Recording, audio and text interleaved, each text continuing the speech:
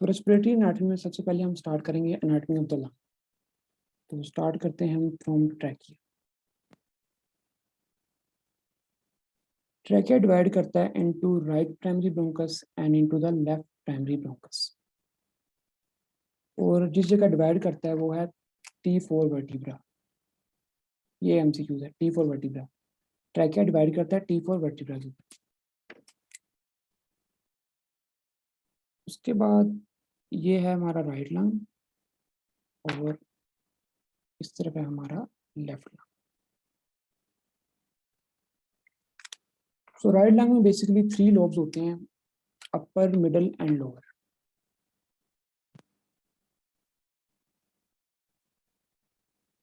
जबकि left lung में हमारे 2 लोब्स होते हैं, अपर और लोअर। ये हमारा अपर लोब है, ये मिडल लोब है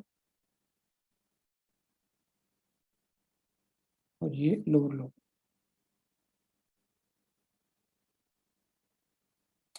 और ये लोब डिवाइड करते हैं बाय फीचर्स, 2 फीचर्स। जो राइट लंग है वो डिवाइड करता है 2 फीचर से। This is horizontal feature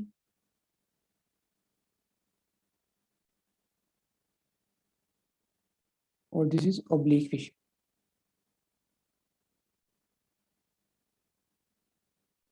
right lung को 2 फीचर डिवाइड करते हैं, हॉरिजॉन्टल फीचर और ऑब्लिक फीचर, जबकि लेफ्ट लंग को सिर्फ ऑब्लिक फीचर डिवाइड करता है।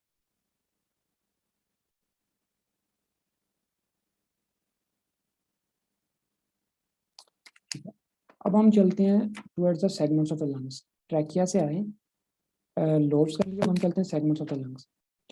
सेगमेंट्स, ईच लोब, हर लोब के अपने डिफरेंट सेगमेंट्स होते हैं।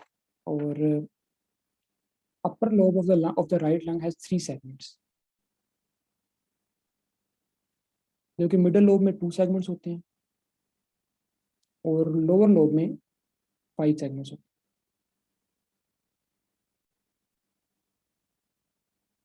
4 इंटीरियर होते हैं और 1 पोस्टीरियर होता है। ये 5 सेगमेंट्स हैं।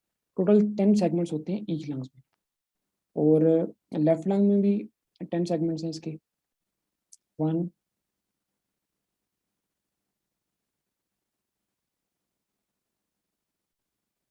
5 अपर लोब में और 5 ही लोअर लोब।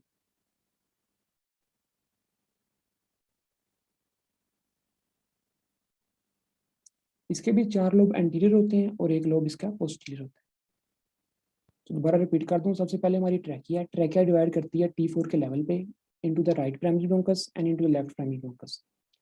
राइट लंग में हमारे 3 लोब होते हैं, upper lobe, middle lobe, lower lobe. जबकि लेफ्ट लंग में हमारे सिर्फ 2 लोब होते हैं, अपर लोब और लोअर लोब। राइट लंग के अपर लोब में 3 सेगमेंट्स होते हैं, मिडल लोब में 2 सेगमेंट्स होते हैं और लोअर लोब में 5 सेगमेंट्स होते हैं। Total 10 segments. इसी तरह लेफ्ट लंग की तरफ बात करें तो 5 सेगमेंट इसके अपर लोब में होते हैं और 5 सेगमेंट इसके लोअर लोब में होते हैं। जो लेफ्ट लंग की इंपॉर्टेंट बात है इसमें वो ये है, इसमें कार्डियक नोच होती है, कार्डियक नोच।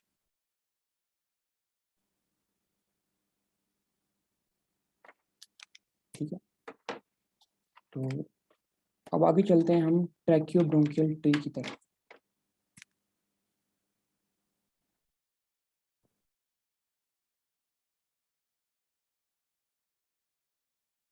इस साथ साथ आप नोट्स बनाते जाएं और इसके बाद जब हम फर्स्ट एड पे जाएंगे तो फिर ये आपको सारी इन चीज़ों की समझ आएगी।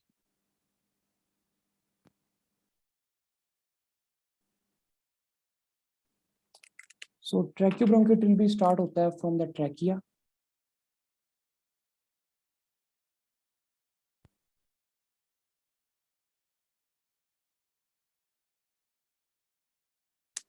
ये भी डिवाइड करता है into the right primary bronchus और into the left primary bronchus.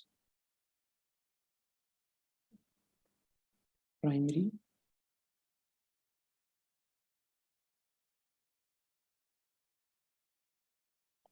और राइट प्राइमरी ब्रोंकस।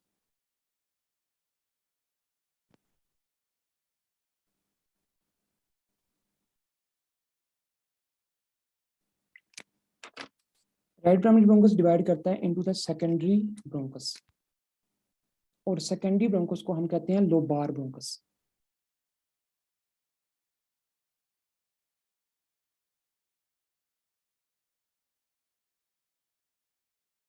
अब इधर बात मेरी समझने की है। राइट लंग में हमने कितने लोब्स पढ़े हैं? 3 लोब्स, अपर, मिडल और लोअर। सो सेकेंडरी ब्रोंकस भी 3 होंगे। इन्हें हम कहते हैं सेकेंडरी ब्रोंकस और lobar bronchus. One for the upper lobe, this for the middle lobe and this for the lower lobe. So 3 lobe है हमारे राइट लंग में और 3 ही हमारे सेकेंडरी ब्रोंकस होंगे, सेकेंडरी ब्रोंकस।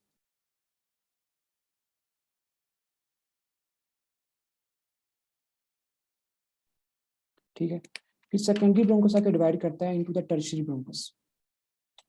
तो टर्शियरी ब्रोंकस को हम कहेंगे, सेकेंडरी को हम कहेंगे लोबार ब्रोंकस, क्योंकि हर लोब के लिए एक ब्रोंकस है। अपर लोब के लिए एक है, मिडिल लोब के लिए एक ब्रोंकस है और लोअर लोब के लिए एक ब्रोंकस है। और आगे हम चलते हैं टर्शियरी ब्रोंकस के लिए। टर्शियरी ब्रोंकस को हम कहते हैं सेगमेंटल ब्रोंकस।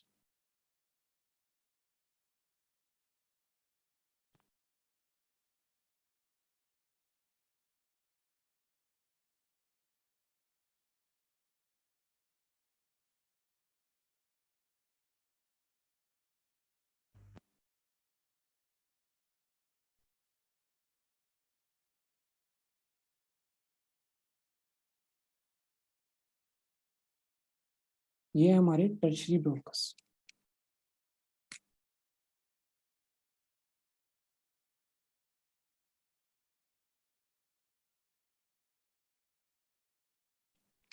टर्शियरी ब्रोंकस को हम कहेंगे segmental bronchus.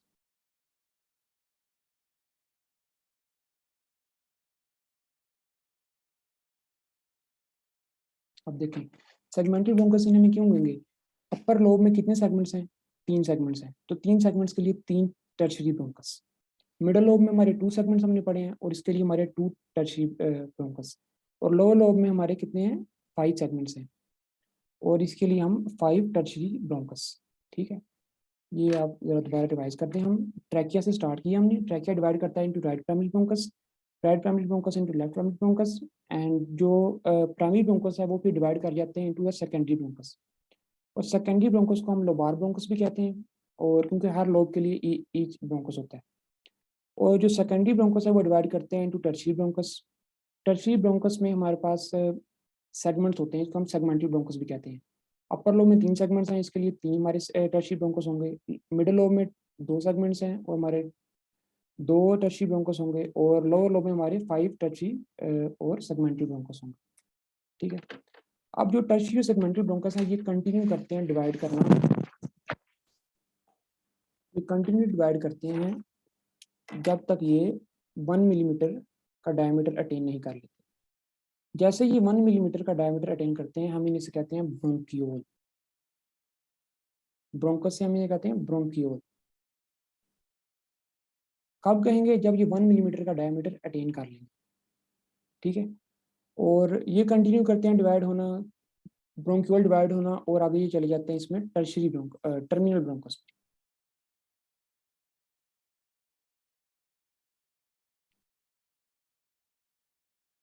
Terminal bronchus.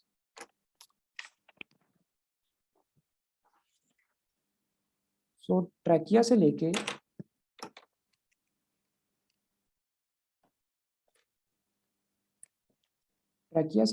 Up to terminal bronchus, ये जो हमने पढ़ा ये है हमारा कंडक्टिंग जोन।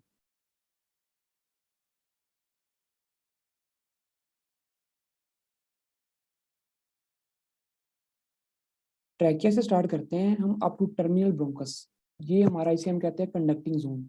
इसका काम क्या होता है? इसका काम सिर्फ एयर की कंडक्शन है from outward to the inside. ये गैसेस एक्सचेंज में इसका कोई रोल नहीं है, गैसेस एक्सचेंज में इसका कोई रोल नहीं है, ये सिर्फ एयर की कंडक्शन करवाता है from the outside to the inside. So ये बड़े इंपॉर्टेंट एमसीक्यूज है from trachea up to terminal bronchus. ये हमारा कंडक्टिंग जोन है। और आगे हम चलते हैं अब रेस्पिरेटरी जोन की तरफ। अच्छा, तो टर्मिनल ब्रोंकस आगे डिवाइड करता है इनटू रेस्पिरेटरी ब्रोंक्यूल।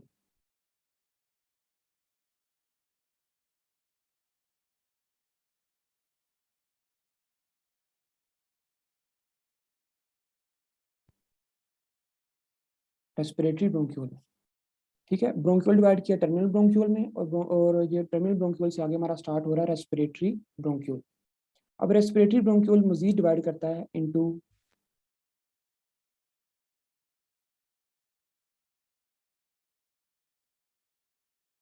ये बनाता है एल्वियोलर डक्ट्स,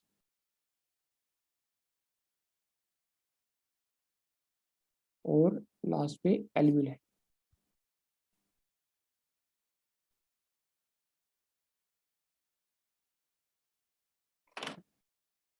इन तीनों को हम कंबाइन करके कहेंगे कि ये हमारा रेस्पिरेटरी जोन है।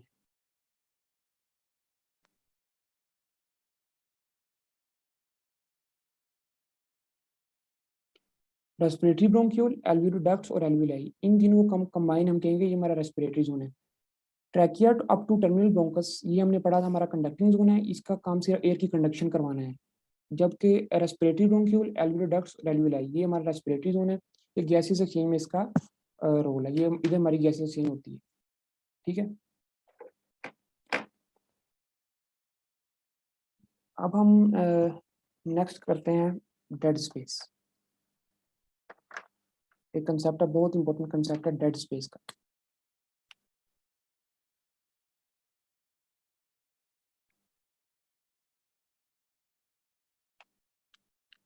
तो इसकी डेफिनेशन लिख लें सब। The volume of air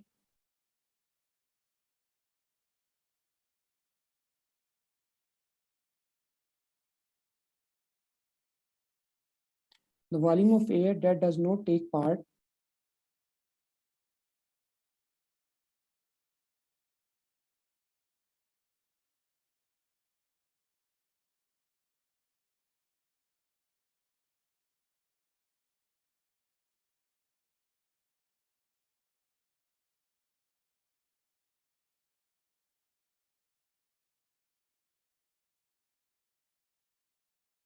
the volume of air that does not take part in gases exchange, हमारे ऐसी वॉल्यूम ऑफ एयर हमारी इस कंडक्शन जोन में और रेस्पिरेटरी जोन में ऐसा हमारा वॉल्यूम ऑफ एयर जो हमारी गैसेस एक्सचेंज में उसका कोई रोल नहीं है, उसे हम कहते हैं डेड स्पेस।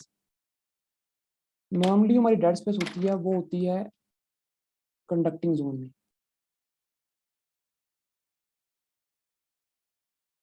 जितनी भी हमारी एयर है नोज से लेके अप टू टर्मिनल ब्रोंक्यूल, ये हमारी गैसेस एक्सचेंज में इसका कोई रोल नहीं होता, इसलिए इसे हम कहते हैं डेड स्पेस। ठीक है, the volume of air that does not take part in the gases change, जो गैसेस चेंज में इसका कोई रोल नहीं है इस एयर का, इसे हम कहते हैं डेड स्पेस। आगे डेड स्पेस की टाइप्स दी हुई हैं, दो टाइप्स हैं इसकी। Number one is anatomical dead space.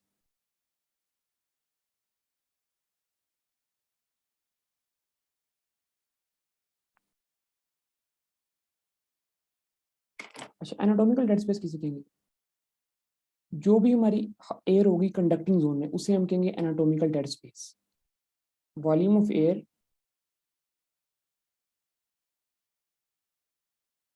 In conducting zone,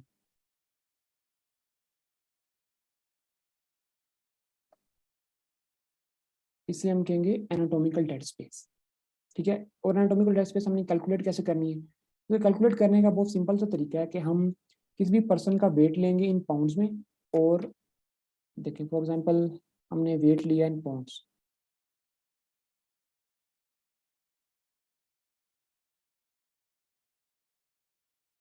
और ml में हम लेंगे anatomical dead space.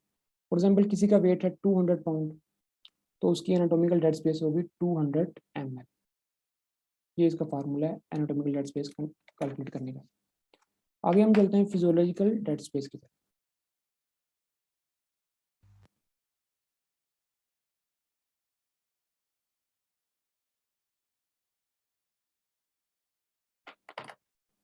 Physiological dead space हम उसे कहेंगे volume of air in the respiratory zone. ये ऐसा वॉल्यूम ऑफ एयर है जो रेस्पिरेटरी जोन में तो होगा, लेकिन वो गैसेस एक्सचेंज में उसका रोल प्ले नहीं कर रहा होगा।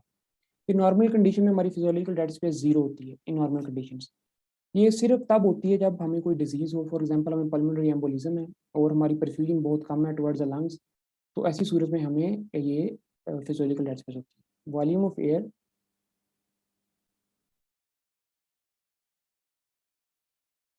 इन respiratory zone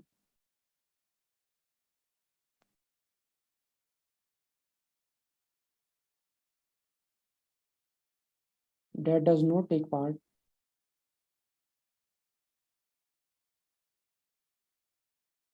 in gaseous exchange।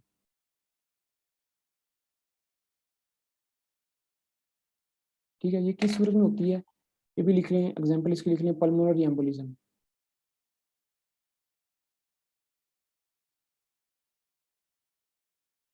ठीक है, पल्मोनरी एम्बोलिज्म में क्या होता है कि कोई भी हमारा एम्बोलाई हो, हमारी पल्मोनरी आर्टरी में आएगा एम्बोलाई, इसकी वजह से हमारी परफ्यूजन कम होगी, तो जितनी भी हमारी एयर है, वो ऑक्सीजन है, वो हमारी जो रेस्पिरेटरी जोन में आ गई है, वो गैसेस के में रोल प्ले नहीं करेगी, तो जिसकी वजह से हम इसे कहेंगे फिजियोलॉजिकल डेड स्पेस। तो नॉर्मली जो है वो टोटल डेड स्पेस इक्वल होती है एनाटॉमिकल डेड स्पेस।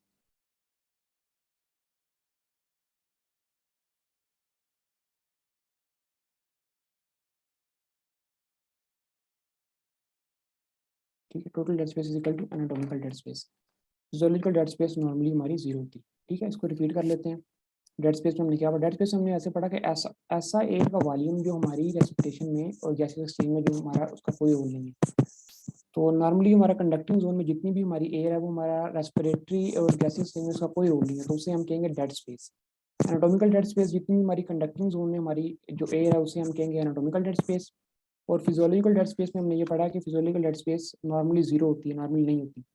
ऐसा वॉल्यूम ऑफ एयर जो हमारे रेस्पिरेटरी जोन में तो आ गया लेकिन फिर भी गैसेस एक्सचेंज में उसका कोई रोल नहीं है, तो उसे हम कहेंगे फिजियोलॉजिकल डेड स्पेस। ये किस कंडीशन में होता है? पल्मोनरी एम्बोलिज्म की कंडीशन में, नॉर्मल ये नहीं होता।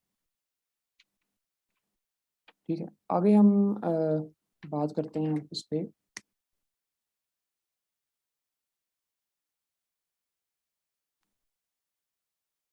Neonatal respiratory distress syndrome.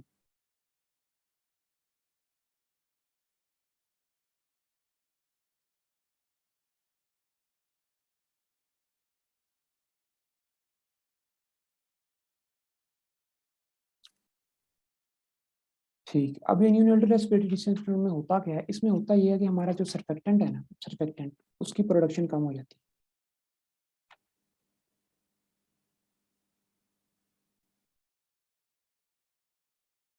Surfactant की प्रोडक्शन जैसे कम होती है तो हमारी सरफेस टेंशन बढ़ जाती है। सर्फेक्टेंट का काम क्या होता है? ऐसे केमिकल जो हमारी सरफेस टेंशन को डिक्रीज करते हैं।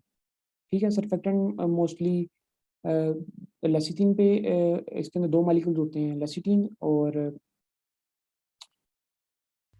दो मॉलिक्यूल इसमें होते हैं, डाई पल्मेटाइल फॉस्फेटिडाइलकोलिन और लेसिथिन, इसमें दो मॉलिक्यूल होते हैं। इसका काम क्या होता है कि हमारी जो सरफेस टेंशन है उसे इसे रिड्यूस करना होता है। तो जैसे सर्फेक्टेंट की प्रोडक्शन कम हो जाती है तो हमारी सरफेस टेंशन बढ़ जाती है।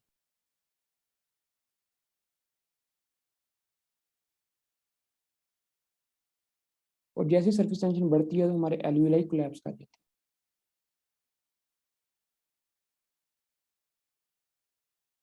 सो न्यूनरी रेस्पिरेटरी सिस्टम में ये होता है कि हमारे सर्फेक्टेंट की प्रोडक्शन कम हो जाती है जिससे हमारी सरफेस टेंशन बढ़ जाती है और हमारे एल्यूलाई इसमें कोलैप्स कर जाते हैं।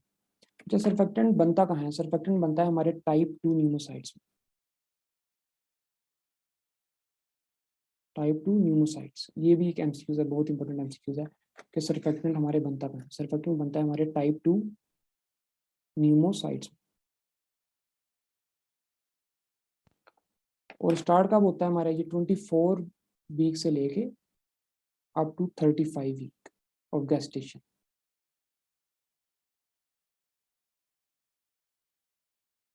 ठीक है, 24 वीक से ये स्टार्ट होता है बनना इन द फीटल लाइफ, और अप टू 35 वीक तक जाता है, और 35 वीक तक ये बिल्कुल मेच्योर हो जाता है। सो ऐसे बेबीज जो 35 वीक से पहले पैदा होते हैं तो उनमें सर्फेक्टेंट की प्रोडक्शन कम होती है जिसकी वजह से उनमें सरफेस टेंशन बढ़ जाती है, और सरफेस टेंशन बढ़ने की वजह से एल्वेओलर कोलैप्स कर जाता है। ये इंपॉर्टेंट इसमें समझने वाली बात है।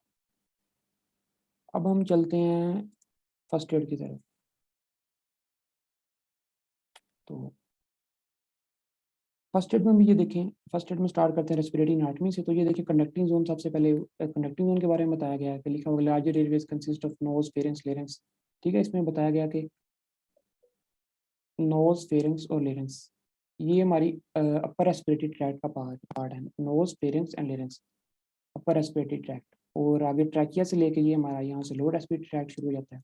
ठीक है, इसमें आगे वो बात कर रहा है कि air resistance are highest in the large to medium size bronchi. ठीक है, वो कह रहा है कि हमारे large to medium size bronchi है, इनमें जो हमारा एयर का रेजिस्टेंट है ये सबसे ज़्यादा होता है। क्यों ज़्यादा होता है इसमें? इसकी वजह कि हमारा क्रॉस सेक्शनल एरिया इसमें कम होता है। तो smaller airways consist of bronchioles that further divided into terminal bronchioles। Smaller Airways में वो क्या है कि हमारा रेजिस्टेंस कम हो जाता है, ये भी एक एमसीक्यूज है। ठीक है, कंडक्टिंग जोन का काम क्या है? हमारे ये हवा गर्म करता है, वार्म, ह्यूमिडिफाइज एंड फिल्टर, और फिल्टर करता है। But does not participate in gases exchange. मैंने आपको पहले ही बताया कि गैसेस एक्सचेंज में कंडक्टिंग जोन का कोई रोल नहीं है, इसने सिर्फ एयर की मूवमेंट करवानी है from outside into the inside, और टर्मिनल ब्रोंक्यूल तक होता है ये कंडक्टिंग जोन। ठीक है, आगे उसने बात की एनाटॉमिकल डेड स्पेस की, जो हमने कवर कर ली है। ठीक है, फिर वो कहता है कि हमारे जो कार्टिलेज हैं और गोबलेट सेल्स हैं ये एक्सटेंड किए हुए हैं ब्रोंकाई तक। ये नीचे देखें, ये हमारे कार्टिलेज हैं, और ये देखें ये कार्टिलेज हैं, और ये यहाँ तक आए, कार्टिलेज और गोबलेट सेल्स, ये दो सेल्स हैं जो हमारे ये सिर्फ ब्रोंकाई तक आए। ठीक है, और इसमें हमारी वो बता रहा है कि pseudo stratified ciliated plural epithelium होती है, और ये कहाँ तक जाती है, ये जाती है हमारी टर्मिनल ब्रोंक्यूल्स तक। ठीक है, उसने लिखा हुआ नीचे तक है, लेकिन वो इधर आगे बता रहा है कि ये टर्मिनल ब्रोंक्यूल्स जहाँ स्टार्ट होते हैं वहाँ तक जाती है। ठीक है, और स्मूथ मसल्स हैं वो हमारे यहाँ एंड होते हैं up to end of terminal bronchioles, ये इसमें बताया हुआ है। और इसमें सूडो स्ट्रैटिफाइड एपिथेलियम ये इसने बताया है।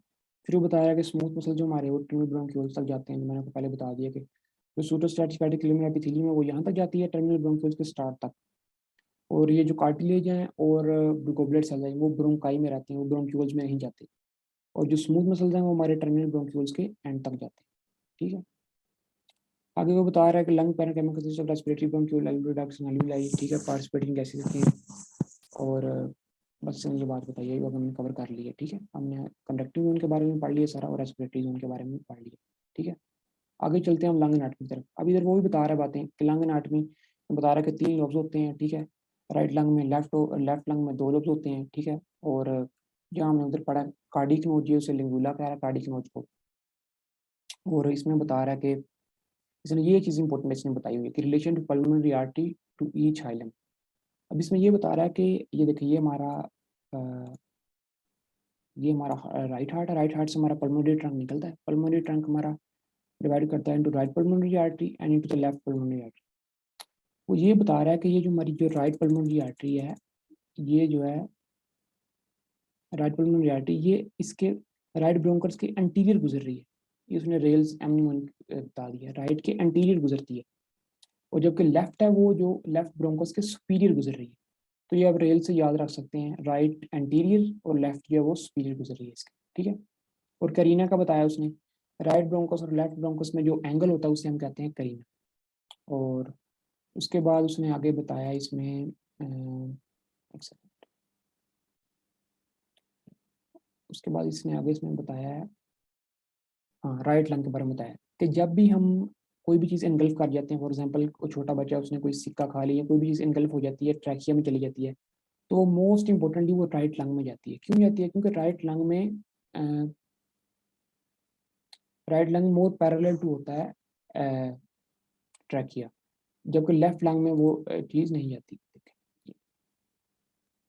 राइट लंग का जो राइट प्राइमरी ब्रोंकस है वो मोर पैरेलल है, जबकि जो लेफ्ट प्राइमरी ब्रोंकस है वो हॉरिजॉन्टल है। तो इसने ये बात ही बताई है कि इसमें जो राइट प्राइमरी ब्रोंकस है वो पैरेलल टू द ट्रैकिया है। जब भी हम कोई चीज़ निकल करेंगे तो वो राइट लंग में जाएगी, मोस्ट कॉमनली वो राइट लंग में ही जाएगी। ठीक है, और ठीक है, इसने आगे ये बताया कि अगर हम स्टैंड खड़े हुए हैं तो अगर कुछ चीज़ गलत करते हैं तो वो राइट लोअर लोब में जाएगी, जो हमने लॉज पढ़े थे राइट लोअर लोब्स में जाएगी।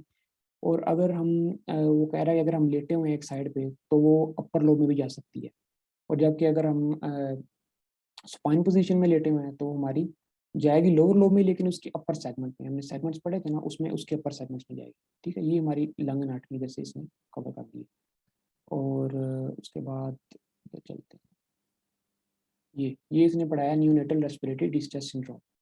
अब इसमें आप देखें कि इसने वही बातें बताई हैं, सर्फेक्टेंट की डेफिशिएंसी होती है, सरफेस टेंशन बढ़ जाती है, और एल्वियोलाई हमारी कोलैप्स कर जाती है। ठीक है, ग्राउंड ग्लास अपीयरेंस होती है हमारी लंग फील्ड्स में, इधर हम देखें तो हमारी ग्राउंड ग्लास एक्सरे में ये होती है। ठीक है, रिस्क फैक्टर इसने बताया कि किन किन में न्यूनेटल रेस्पिरेटरी सिंड्रोम हो सकता है। तो सबसे पहले उसने बताया प्री मेच्योरिटी, यानी बच्चा 35 वीक से पहले अगर उसकी बर्थ हो गई है तो ये प्री मेच्योरिटी में हो सकता है। मैटरनल डायबिटीज़, अगर किसी मदर को डायबिटीज़ है ड्यूरिंग गेस्टेशनल, जिसको गेस्टेशन डायबिटीज़ भी कहते हैं, तो इसमें होता है मैटरनल डायबिटीज़ में ये होता है कि फीटल की जो इंसुलिन है वो बढ़ जाती है, और जैसे ही इंसुलिन बढ़ती है तो इंसुलिन जो हमारी सर्फेक्टेंट की प्रोडक्शन को कम कर देती है। और नंबर थर्ड में सी सेक्शन डिलीवरी। तो सी सेक्शन डिलीवरी का इसमें क्या कंसेप्ट है? सी सेक्शन में देखें तो नॉर्मली बच्चा पैदा होता है थ्रू द वेजाइनल डिलीवरी, बच्चा जो पैदा होता है उसमें मदर बहुत ज़्यादा स्ट्रेस में जाती है। तो मदर जैसे ही स्ट्रेस में जाती है तो मदर के अंदर कोर्टिसोल का लेवल बढ़ जाता है। Cortisol stress hormone, cortisol. तो कोर्टिसोल का लेवल जैसे ही बढ़ता है तो कोर्टिसोल जो है वो हमारी सर्फेक्टेंट की प्रोडक्शन को इंक्रीज कराता है। कोर्टिसोल जो है वो हमारा सर्फेक्टेंट की प्रोडक्शन को इंक्रीज कराता है। तो जो बच्चा नॉर्मल डिलीवरी से पैदा हुआ उसके चांसेस कम हैं न्यूनेटल रेस्पिरेटरी डिस्ट्रेस सिंड्रोम में जाने के, क्योंकि उसमें कोर्टिसोल प्रोड्यूस होता है मदर के स्ट्रेस में जाने से, तो उसका सर्फेक्टेंट प्रोडक्शन बढ़ जाती है as compared to C section. C section में हमारे ज़्यादा चांसेस होते हैं रेस्पिरेटरी डिस्ट्रेस सिंड्रोम के होने के। ठीक है। उसके बाद उसने बताया आगे, यही बात उसने बताई है कि फीटल ग्लूकोज कोर्टिसोल रिलीज होता है और वेजाइनल डिलीवरी स्ट्रेसफुल है इसलिए। और इसका ट्रीटमेंट क्या करना है? अब हमें पता चल चुका है कि इस बच्चे ने बिफोर 35 वीक्स इसने बच्चे ने पैदा होना है, ये हम डॉक्टर ने पता कर लिए। तो हम इसमें करेंगे क्या, हम इससे मेटरनल स्टीरॉयड, हम उसकी मदर को स्टीरॉयड लगाते हैं, ये उसने बताया ट्रीटमेंट में। और आफ्टर बर्थ बच्चे को हम एक्सोजीनियस सर्फेक्टेंट दे देंगे। ठीक है। मदर को हम स्टीरॉयड देंगे अगर हमें पता चल रहा है कि 35 वीक से पहले इसकी बर्थ होनी है, और बच्चे को हम एक्सोजीनियस सर्फेक्टेंट दे देंगे। ये इसका ट्रीटमेंट बताया इसने। ठीक है। और मोस्ट इंपोर्टेंट थिंग आगे इसने बताई है, ये देखें स्फिंगोमाइलिन 2, ये जो उसने बताया हमें उसका कंसंट्रेशन उसने बताई है। अब देखें होता क्या है इसमें, तो देखिए 20 वीक पे हमारे, जब 20 वीक में गेस्टेशन में जाता है तो हमारा स्फिंगोमाइलिन की प्रोडक्शन स्टार्ट हो जाती है। और स्फिंगोमाइलिन की प्रोडक्शन हमारी 30 वीक तक मैक्सिमम होती है। सबसे ज़्यादा वीक 20 से स्टार्ट हुई, 30 तक मैक्सिमम प्रोडक्शन होगी स्फिंगोमाइलिन की। और 30 के बाद ये इसकी डिक्रीज हो जाती है, स्टार्ट हो जाती है। 30 से स्टार्ट होती है, 20 से स्टार्ट होती है, 30 तक मैक्स होती है, और 30 के बाद ये डिक्रीज होना शुरू हो जाती है। और जो दूसरी लेसिथीन है हमारी, लेसिथीन की 30 के बाद प्रोडक्शन बढ़ जाती है। ठीक है। अब हमने चेक करना है कि इस बच्चे के जो लंग्स हैं वो कम्प्लीटली डिवाइड, एक सेकेंड सिर्फ, एक सेकंड।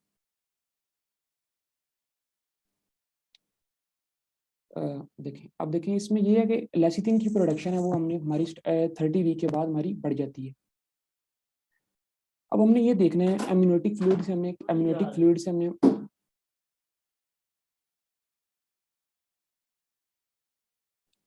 अब हमने ये देखा एम्नियोटिक फ्लूइड से हमने फ्लूइड लेना है और हमने उसमें चेक करना है कि लेसिथिन टू स्फिंगोमाइलिन रेशियो हमने चेक करनी है। ये देखें, जैसे हम lecithin to sphingomyelin ratio check करेंगे, अगर ये 2 से बढ़ गई है तो हम कहेंगे कि बच्चे के लंग के अंदर एनएफ सर्फेक्टेंट प्रोड्यूस हो चुका है और ये इसकी डिलीवरी नॉर्मल हो सकती है और इसमें कोई मसला नहीं है। लेकिन अगर ये 2 से sphingomyelin lecithin to sphingomyelin ratio 2 से कम हो गई तो इसमें हम इसे कहेंगे कि इसको रिस्क है कि ये न्यूनेटल रेस्पिरेटरी डिस्ट्रेस सिंड्रोम में जा सकता है। ठीक है। ये बात इसने बताई है, ये आप जरा दोबारा पढ़ लें। ठीक है। स्फिंगोमाइलिन की प्रोडक्शन 20 वीक से स्टार्ट होती है और अप टू 30 वीक तक मैक्सिमम जाती है, उसके बाद ये रिड्यूस होना शुरू हो जाती है। जबकि लेसिथिन की 30 वीक के बाद बढ़नी शुरू हो जाती है। तो इनकी हम रेशो निकाल लेते हैं। ये देखिए लिखा हुआ उसने, अगर 2 से बढ़ गई या 2 हो तो मैच्योर है, अगर नहीं है तो फिर इसके ट्रांजिशनल है, अगर 1 से कम है तो इमेच्योर है। ये इसने बताया हुआ। ठीक है। अब इस बच्चे में देखिए, जिस बच्चे में ये रेस्पिरेटरी डिस्ट्रेस सिंड्रोम हो गया उसे हम देते हैं, क्या देते हैं, उसे हम ऑक्सीजन देते हैं। तो ऑक्सीजन उसमें क्या क्या करवा सकती है, ऑक्सीजन उसमें रेटिनोपैथी करवा सकती है, इंट्रावेंट्रिकुलर हेमरेज करवा सकती है और ब्रोंकोपल्मोनरी डिस्प्लेजिया। ये 3 काम जो ऑक्सीजन के देने से उनके फ्रिगाइल होते हैं टिश्यूज, और इसमें ये 3 काम हो सकते हैं। और जबकि अगर उसमें ऑक्सीजन की लेवल लो है तो वो हम उसमें पेटेंट डक्टस आर्टरियोसिस हो सकता है। अब पेटेंट डक्टस आर्टरियोसिस क्या होता है, देखिए ना, ये हमारी पल्मोनरी आर्टरी है और ये हमारा एओर्टा है। ड्यूरिंग फीटल लाइफ इनके दरमियान एक डक्ट होती है जिसे हम कहते हैं डक्टस आर्टरियोसिस। ठीक है। आफ्टर बर्थ इस डक्ट में क्लोज होना होता है, लेकिन जब ऑक्सीजन लो होगी और तो ये डक्ट क्लोज नहीं होती, हम इसे कहेंगे पीडीए, पेटेंट डक्टस आर्टरियोसिस।